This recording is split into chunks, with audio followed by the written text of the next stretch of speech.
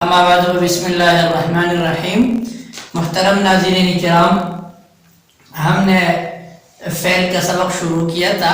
فعل کی 4 قسمیں ہم نے پڑھی تھی: فعل ماضی، فعل مضارع، فعل امر اور فعل نہیں۔ تو ہم ابھی اس کی پہچان کی طرف جا رہے ہیں کہ فعل ماضی کس طرح پہچانیں گے، فعل مضارع کس طرح پہچانیں گے، فعل امر کی پہچان کیا ہے اور فعل نہیں کی پہچان کیا ہے۔ تو آئیے چلتے ہیں سب سے پہلے فعل ماضی کی طرف۔ تو فعل ماضی کی تعریف ہم نے یہ کی تھی کہ فعل ماضی اس فعل کو کہا جاتا ہے جو گزرے ہوئے زمانے پر دلالت کرے۔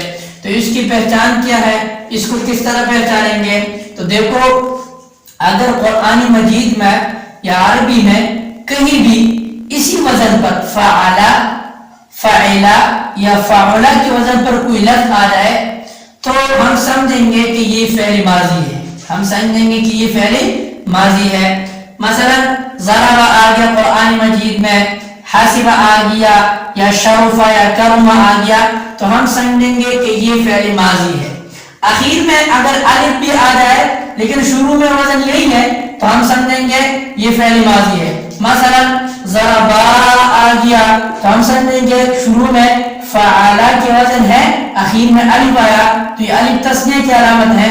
آگے ہم اس کو پڑھیں گے، لیکن ابھی تک یہ سمجھے اگر فعل وزن آ گیا، فاعل وزن آ گیا یا فاعل وزن آ گیا تو یہ فعل ماضی شمار ہوگا کہ یہ فعل ماضی ہے۔ فعل مضارع کی پہچان کیا ہے؟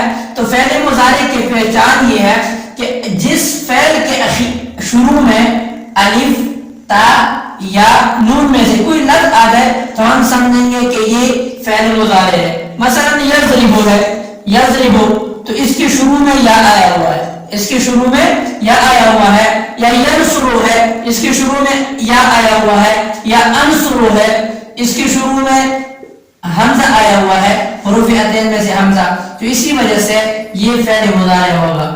اور فعل مضارع کی تعریف ہم نے یہ کی تھی کہ یہ حال یعنی موجودہ زمانے یا استقبال یعنی آئندہ زمانے پر دلالت کرتا ہے۔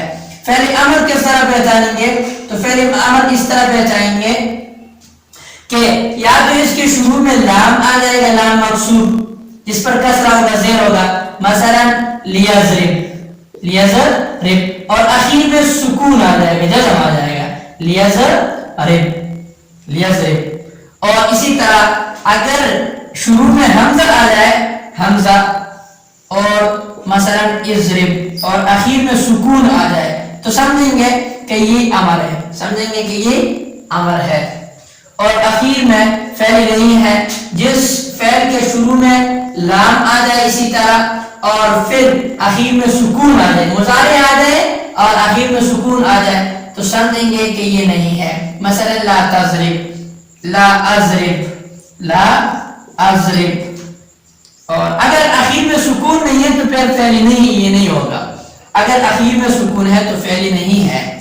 اسی طرح آپ لوگ سمجھ گئے ہوں گے کہ فعل ماضی اگر فعل، فاعلہ یا فعلہ کے وزن پر کوئی لفظ آ جائے تو یہ فعل ماضی ہوگا، اور اگر جس فعل کے شروع میں الف، تا یا نون میں سے کوئی لفظ آ جائے تو پھر یہ فعل مضارع ہوگا، اور اگر جس کے شروع میں لام مکسور آ جائے، اس پر کسرہ ہوگا اور آخر میں سکون ہو تو یہ ہم سمجھیں گے کہ یہ امر ہے، لیضرب۔ اور اسی طرح اگر شروع میں حمزہ آ جائے اور آخر میں کیا آ جائے، آخر میں سکون آ جائے تو ہم سمجھیں گے کہ یہ امر ہے۔